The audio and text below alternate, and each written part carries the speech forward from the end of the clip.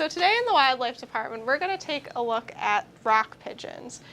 These birds are one that we get most frequently in the wildlife department. Right now we have about 15 that we are caring for, and of those 15, quite a few of them are babies that their nests were unfortunately displaced due to construction. And as you'll see, there's all sorts of colors that pigeons come in. So what we're doing right now is we're going to run some tests for parasites on these birds to make sure that they're healthy enough that they can go into one of our outdoor flight cages. So here's one. Jimmy here is going to do what's called a trick swab or trichomonas swab. So he's going to wet this Q-tip here and swab the inside of the pigeon's mouth. Afterwards, we're going to look at it under the microscope and see if we can see any parasites. Being birds that live in flocks, it's very, very frequent for when any pigeon comes in, regardless of how sick they are, that they're going to have some sort of parasite. Jimmy's now examining the fecal sample to see if there's any eggs or ova that come within the fecal.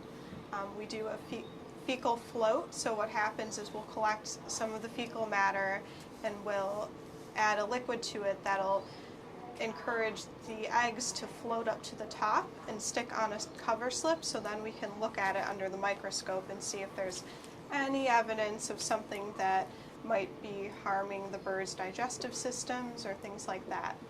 Unfortunately, this pigeon was positive this time, so we will have to treat them both, and we'll keep them inside for 5 days while they're on treatment.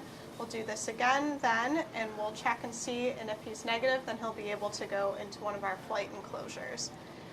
Now, if you can see, he's got an orange dot on his head. When we have multiple birds of the same species, or we'll do this with mammals as well, we'll put a non-toxic paint drop on their head so that we can tell the difference between them all.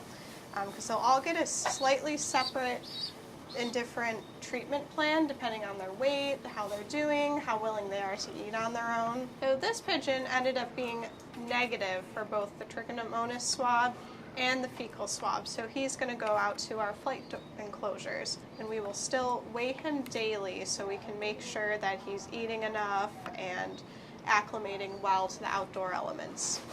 If you do ever find any wildlife in need of help, please call the wildlife department at 875-7360 extension 247.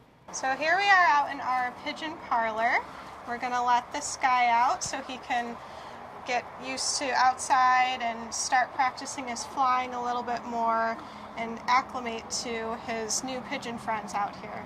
So when we release them, we'll release them as a group.